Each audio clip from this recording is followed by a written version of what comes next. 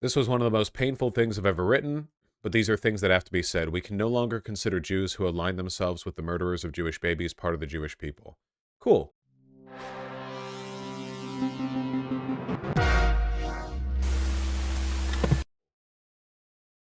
Editor's note, no longer part of us. While they may still technically be Jewish due to their parentage or conversion, while they may lead superficially Jewish lives, we can no longer consider them part of Klal Yisrael. I assume that means, I don't know, something. I guess like typical fascist rhetoric from people who don't actually believe in Judaism on a religious level, but use it entirely as like an ethnic political hammer that they can use to forge allegiances. It's like this is a very common thing. The bad Jew is like something that Ben Shapiro invokes all the time against Jewish people who aren't also like rabid and fascists. It's this is most commonly expressed by people for whom the religious element of Judaism is almost entirely irrelevant. They're purely using it as a political block. You see the same thing with Christians, like the idea of somebody not being a real Christian, usually from people who treat Christianity purely as like a hardline political tool and not actually as a matter of faith. And that's not surprising. I mean, technically, most of the people who are Jewish by association aren't even religiously Jewish. Like, there are lots of culturally Jewish, agnostic Jewish, whatever, like people. But it is kind of a reminder that when people say that like Israel is meant to be a safe place for Jews, or Israel is meant to be like the place, the homeland for Jews, like there's one community that is for them or whatever, I guess it's just a reminder that when they say Jews, they don't mean all Jews. Like right now, as we speak, Israeli police are like cracking down on and brutalizing Orthodox Jews in that one neighborhood in Israel where they aren't Zionists. They very, very, very frequently shit talk non-Zionist Jews and insinuate or outright state they're not actually part of the Jewish community and that the homeland isn't for them. And if a safe Jewish homeland, your membership of it is contingent upon you being politically aligned with Israel in every like way, that's not really like a safe space for Jews. That's just a safe space for Zionists. And it's not like a Christian Zionist wouldn't be safe in Israel, right? So at that point, you're not really even talking about Jewish people being safe. Since Zionism is the belief that the state of Israel should be like protected and preserved, at that point, the only thing Israel is a state that's safe for people who believe that that state should be safe for them. And that has nothing to do with Judaism. Like the Zionism, the radical belief that a nation state should exist, so distinguished from every other nation state and every other kind of nationalism in existence. If all Israel is a safe place for people who like Israel, then that's just any other like autocratic, nationalistic, borderline ethno state. And this is a reminder, I guess, of their priorities. Normal editorial waffling, don't care, don't care. At the time, I was struck by the realization that, in speaking about Israel, Joan Rivers, who appears to have visited the Jewish state only once in her life, repeatedly used the words us and we. Joan Rivers understood something profound about Jewish identity, and consciously or not, she taught us all a valuable and timely lesson, I wrote in a tribute marking her Shloshim, the 30th day following her passing. Okay? Drawing on various rabbinic texts, I explained that Judaism has long considered those who separate themselves from the broader Jewish community to be utterly despicable. That's a cool thing to just say and believe and advocate for. Like no ambiguity there. According to the Talmud in Tractate Rosh Hashanah, they are condemned to hell. Do Jews even believe in hell? Gehenna. The Hebrew Bible refers to it. Hold on. Historic valley surrounding ancient Jerusalem from the west and southwest that has acquired various theological connotations, including as a place of divine punishment in Jewish eschatology. Okay? So divine punishment and hell are two different things. Eschatology? Okay. Saying Gehenna is hell is very disingenuous. Yeah, I think this is another thing that Israeli fascists will do. It's that they will frame their religious divine justifications for their fascistic behavior in Christian terms because they know that they're not really appealing to Judaism here. They're just appealing to religious fascism, and they need Christians on board with that. Like, you'll see this all the time. Ben Shapiro does it constantly. Dennis Prager does it constantly. Netanyahu does it constantly. And all of the, like, soulless, evil Zionists who pollute the like mainstream media publications, they'll constantly do this equivocation, like appealing to evangelicals things, because they know like that's where their support is. Yeah, the term Judeo-Christian values is insane. You guys realize Christians were killing Jews for like 2,000 years. Like, everything bad that's happened for the majority of history, Jews were safer in Muslim countries than they were in Christian countries. The history of Europe is a history of anti-Semitism. The Holocaust was done by Christians. Like, so then for them to turn around and for a bunch of like Jewish fascists to be like, hey, it's actually yeah, our Judeo-Christian values, you know, like it's so obviously like, because like Ben Shapiro doesn't give a shit about Judaism. Dennis Prager doesn't give a shit about Judaism. This guy doesn't give a shit about Judaism. Nazis weren't Christian, but the point stands. Nah, there were tons of Christian Nazis, and they're absolutely a part of like Christendom broadly. Shouldn't it be Judeo-Christian Islamic values? Well, they're all Abrahamic religions. They were Catholic broadly. Well, Catholic is Christian. In his seminal work, the Mishneh Torah, Maimonides went on to describe what a separation looks like. One who separates himself from the community, even if he does not commit a transgression, but only holds aloof from the congregation of Israel, does not fulfill religious precepts in common with his people, shows himself indifferent when they are in distress, and does not observe their fast, but rather goes his own way, as if he were one of the nations and did not belong to the Jewish people. Such a person has no share in the world to come. I mean, if you want to pull like just random texts from any specific piece of religious literature or any rabbi or whatever. Oh, wrong thing to click on. Wait, where? There. If you wanted to do that, you can make basically any point that you wanted to religiously. Just, does everyone see what a transparent attempt this is to essentially enforce an authoritarian in-group, out-group dynamic? You are not one of us unless you believe in all of our, like, political... Unless you are fully on board with our genocide of Palestinian people, you are, like, excommunicated from this religion, basically. It's so weird to do the whole Judeo-Christian thing instead of Abrahamic. Yeah, but Abrahamic would include Islam, which they don't want to do. Basically, it's like a very specific line of like conservative Jewish thought where they believe the only way to live safely in the world is to just go along with the Christians. It doesn't matter how obviously Nazi the Christians are getting, as long as they're in line with the Christians, they'll be safe. Ben Shapiro is a clear example of this because before Donald Trump became the 2016 Republican primary candidate, Ben Shapiro made jokes and talked about how a bunch of Trump supporters were Nazis. He like constantly, I shouldn't say constantly, but he was very clear in it. The idea that like Donald Trump had this weird like upsurge of populist Nazi support, and Ben Shapiro pointed that out. And then Donald Trump became the main Republican guy, and Ben Shapiro hasn't talked about it in 7 years. Instantly, he shut up about it. And then when Christchurch happened, when everything else happened following that, what did Ben Shapiro do? He towed the party line. Because at the end of the day, like, Ben Shapiro doesn't like Nazis, right? Because he's not stupid. He knows what Nazis in power would mean for him. He's a smart guy as much as he lies. But he also believes fundamentally, like, so he is authentically a fascist, which already puts him in spitting distance of Nazi ideology to begin with. But he also believes that like his bet for safety and power is just living under the shadow, under the wing of Christian hegemon. You know, Dennis Prager does the same thing. Netanyahu did a Holocaust revisionism. Well, yeah, the leadership of Israel also really aren't that Jewish.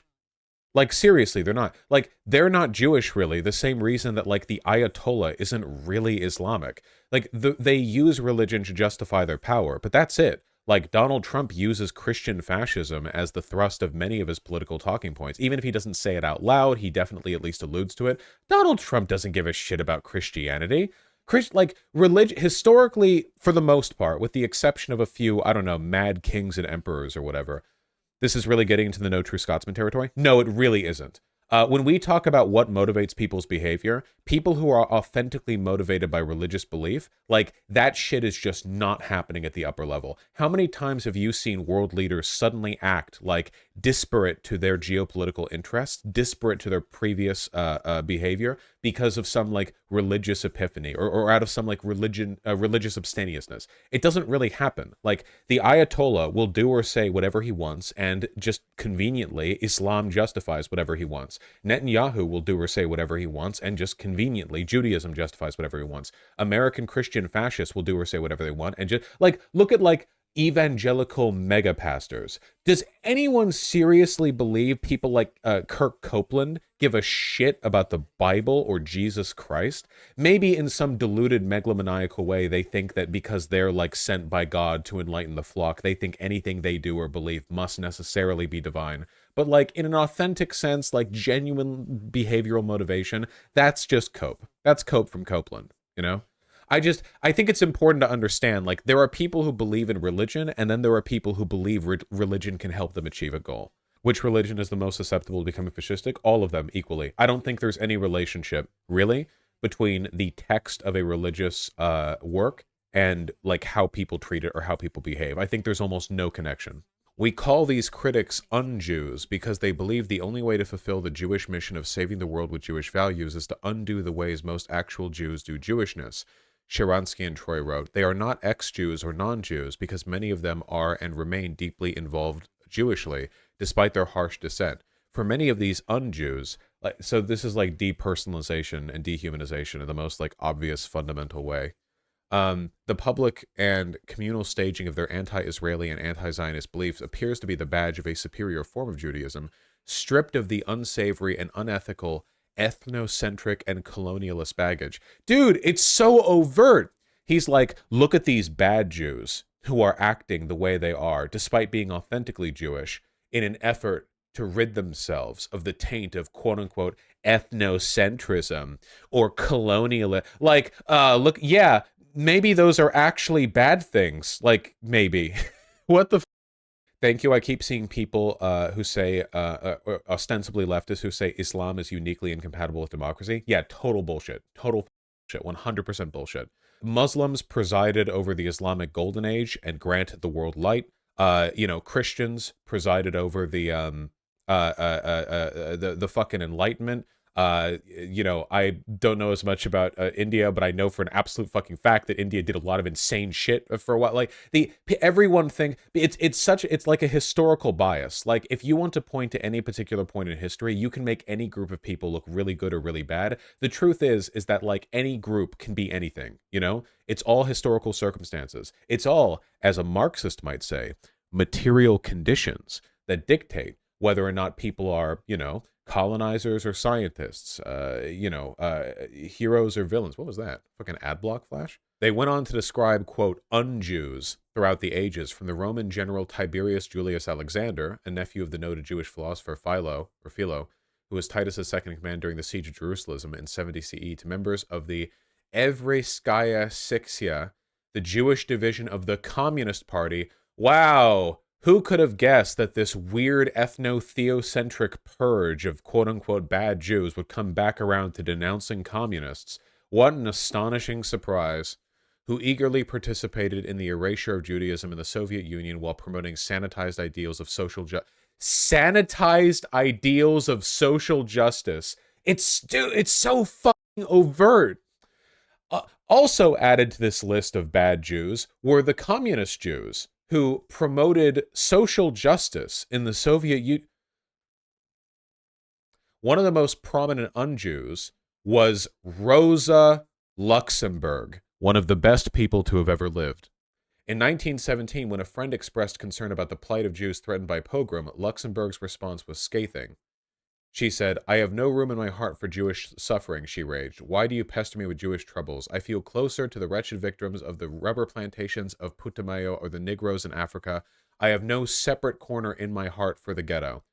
Almost guaranteed that if I found this quote, she would be saying, "I have no particular love for Jewish people. I have love in my heart for all people." As a matter of fact, only place I can find this quote is from the Jerusalem Post article that we're looking at right now. Let me see if I can, Okay, another Jerusalem Post article from 2008. Cool. A Tablet magazine article called The Un-Jews, which also refers to that same quote. Another Jerusalem Post article from 2013. Dude, does this quote exist outside the strange illness of Jewish anti-Semitism? Rosa Luxemburg, prominent Bolshevik and Jew flu victim. Jewish Chronicle, Haaretz, the Jewish Chronicle, Observer, do Jewish lives... Can Can I get a quote from this that isn't from any of these guys, please? Here. Thank you. Oh my God. You can tell this quote's been on their mind for a while. Jesus. Quotes explained. Nice website. This well-documented quote was written by Rosa to her friend Mathilde Worm, or Worm, I guess, from prison in her response to her complaints about virulent anti-Semitism sweeping Eastern Europe, is an arresting one made by the legendary Polish Marxist political and philosopher Rosa Luxemburg from prison cell. The quote in full is below. I'm not saying the N-word again, okay? Oh, no. Oh, in this one they say blacks of Africa. Ooh, really flipping the script here. With whose bodies the Europeans play ball. I have no special corner in my heart for the ghetto. I am at home in the entire world where there are clouds and birds and human tears. Unfortunately for Rosa, and perhaps others sympathetic to the communist cause, that did not happen. Luxemburg advocated for a Marx-type uprising in the following quote, which would ultimately end her political career in life. There is only one solution to the tragedy in which Russia is caught up, an uprising at the rear of German imperialism, the German mass rising, which can signal the international revolution to put an end to this genocide. At this fateful moment, preserving the honor of the Russian Revolution is identical with vindicating that of the German proletariat international socialists. And then she was executed. By the way, the people who executed her were the people who then went on to support the Nazis later on. It's just very funny to me.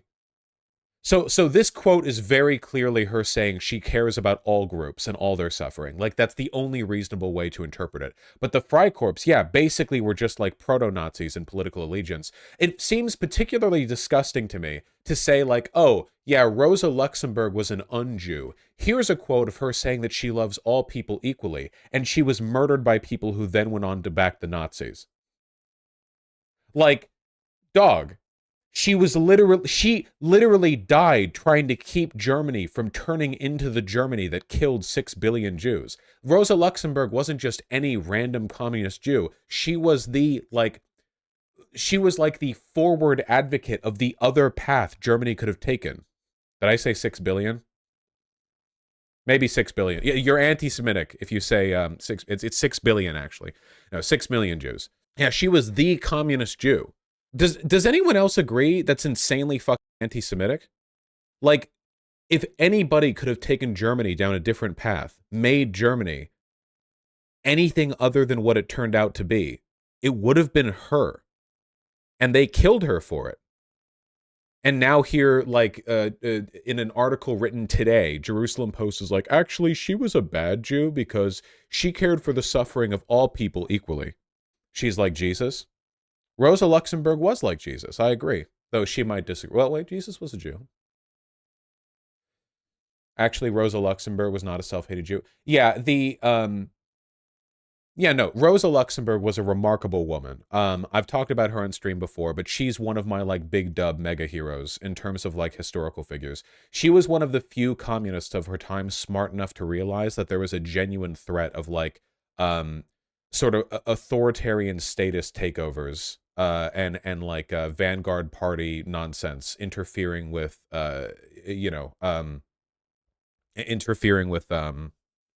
communist revolutionary sentiment. Can we simp? Yes. I don't want to read any more of this. Isn't she the best rep for libertarian socialism? Probably the best historical rep, at least. Self-hating X is always a right-wing dog whistle. That's true. Almost always. Yes, almost always. I do think there are instances where it's like, where there's some value to it. Like, there's some analysis, there's some value to it. But overwhelmingly, people who care about the whole self-hating thing, the reason they care about the self-hating thing, the reason fascists are always trotting that one out, self-hating white, self-hating man, the reason they love going down that road is because to fascists, because politics is a matter of insecurity, primarily sexual insecurity, the idea of politics of self-hatred is repugnant to them in a way that other things aren't. It's like ideologically repulsive to them, the idea of... Yeah, it's a kind of self-cuckoldry, really. And because cuckoldry is the main thing fascists care about, I'm not joking when I say that. I really do believe that fascism fundamentally is about sexual insecurity. Because cuckoldry is the main thing they think about. The idea of being a kind of ideological self-cuckold, politically, it's repulsive to them in a way that extends beyond any, like, sensible utilitarian analysis. It's bad to them in a different kind of way. Don't people call Blair White a self-hating trans woman? So Blair White isn't a self-hating trans woman because Blair White just happens to be like a conservative or whatever. Blair White is a self-hating trans woman because there is literally dozens of hours of her saying vile shit about herself, up to and including like calling herself a man. That's why I said I don't want to entirely denounce the idea of calling people self-hating, because sometimes people literally just do hate themselves. But when I say like Blair White is a self-hating trans woman, I mostly think it's pathetic and like self-defeating and like a token for the opposition to use. I don't think of it as some kind of like fundamental rejection or like some kind of like some like natural self-cuckoldry. It doesn't occupy my mind the same way the idea of self-hating whites occupies the mind of far-right people, because that's all they fucking talk about, you know?